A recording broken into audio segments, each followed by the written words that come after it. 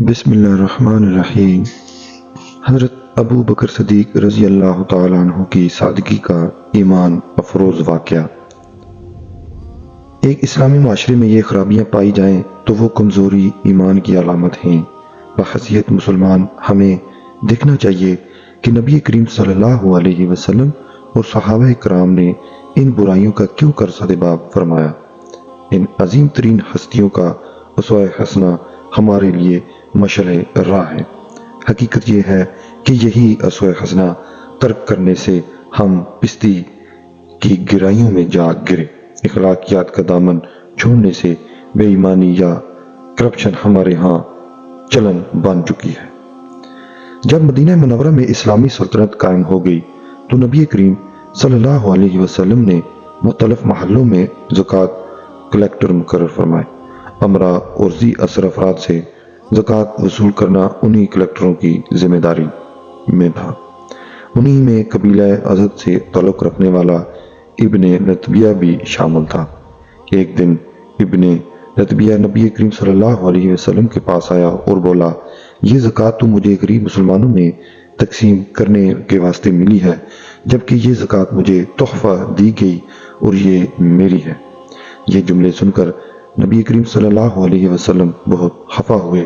آپ صلی اللہ علیہ وسلم نے مسلمانوں کو جمع فرما کر ان سے فرمایا، اے لوگو، میں نے ایک آدمی کو زکوٰۃ وصول کرنے پر لگایا، اب وہ کہتا ہے کہ یہ زکوٰۃ اسے بطور تحفہ وصول ہوئی، وہ ذرا اپنے باپ یا ماں کے گھر بیٹھ جائے اور دیکھے کہ تب اسے تحائف ملتے ہیں یا نہیں۔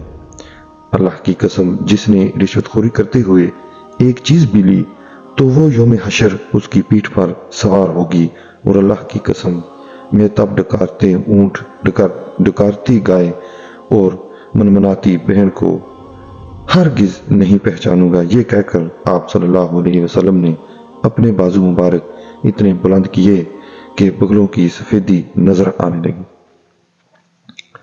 تب آپ نے 2 مرتبہ فرمایا، اے اللہ، کیا میں نے آپ کے احکامات لوگوں تک پہنچا دیے؟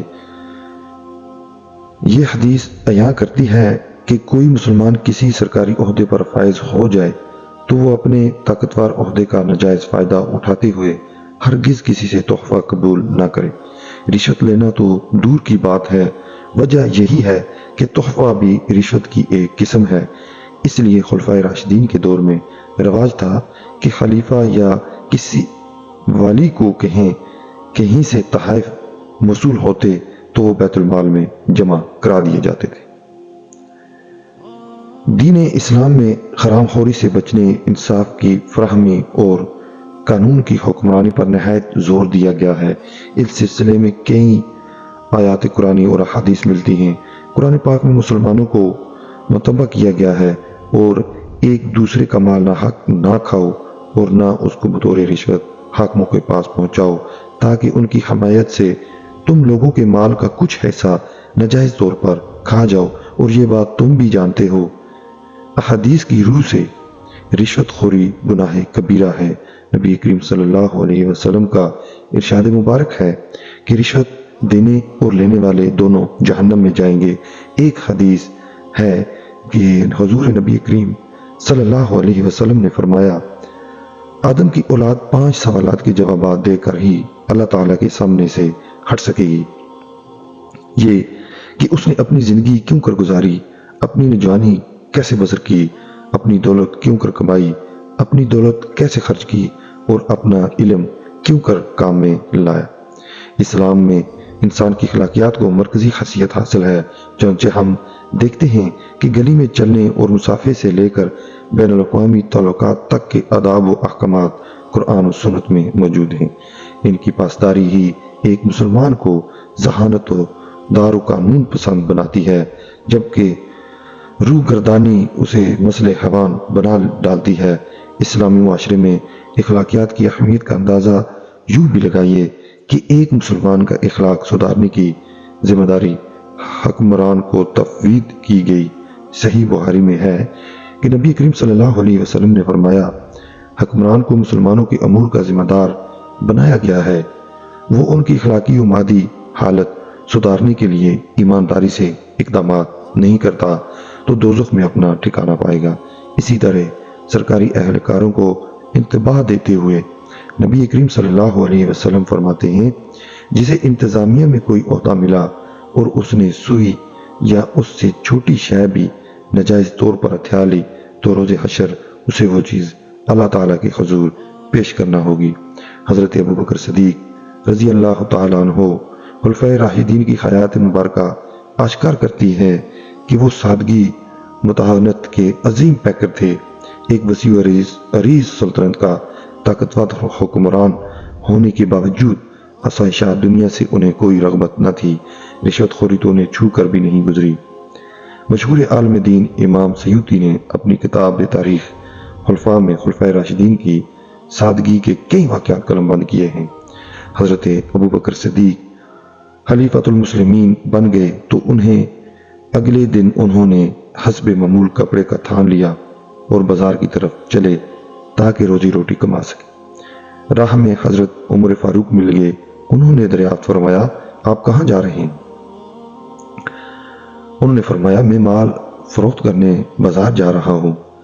خلیفۃ الاول گویا ہوئے حضرت عمر فاروق کہنے لگے، اب آپ تجارت نہیں کر سکتے، آپ کو مسلمانوں کے امور کی ذمہ داری سونپی گئی ہے، مگر میں اپنے اہل خانہ کے نان نقطے کا بندوبست کیسے کروں گا؟ حضرت ابوبکر صدیق نے پوچھا۔ خلیفہ دوم سوچ میں پڑ گئے، پھر انہوں نے خلیفہ اول کو ساتھ لیا اور بیت المال کے ناظم حضرت ابو عبیدہ بن الجراح کے پاس تشریف لے گئے۔ یوں بیت المال سے خلیفہ اول کے لیے روزینہ مقرر ہو گیا، جو دیگر مہاجر صحابہ سے کم تھا اور نہ زیادہ۔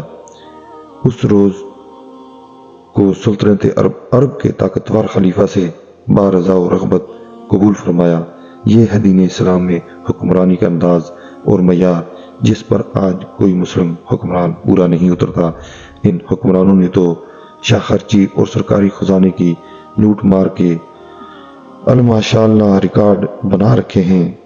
جب خلیفہ اول کا وقت وصال قریب آیا تو انہوں نے اپنی دختر حضرت عائشہ صدیقہ کو بلایا اور کہا، بیٹی میرے پاس ایک اونٹ ہے جس کا دودھ پینے میں کام آتا ہے، ایک پیالہ جس میں کھانا تیار ہوتا ہے، اور چند جوڑے جو میرے پہننے کے کام آتے ہیں۔ مسلمانوں پر حکمرانی کرتے ہوئے یہ چیزیں میرے استعمال میں رہیں، میری موت کے بعد انہیں عمر کو بھجوا دینا۔ حضرت ابوبکر صدیق رضی اللہ تعالیٰ عنہ وفات پا گئے تو بموجب فرمان ان کی درج بالہ شاہ خلیفہ دوم حضرت عمر فاروق کو بھجوا دی گئیں۔ جب یہ چیزیں ملیں تو ان کی آنکھیں نمناک ہو گئیں۔ تبھی حضرت عمر نے فرمایا، بحیثیت حکمران حضرت ابوبکر صدیق دیانتداری کی ایسی مثال قائم کر گئے کہ آنے والے حکمرانوں میں سے شاہد کی کوئی ان کے نقش قدم پر چل سکے۔ ابوبکر صدیق رضی اللہ تعالیٰ عنہ آپ تو آنے والوں پر نہایت بھاری بار رکھ گئے۔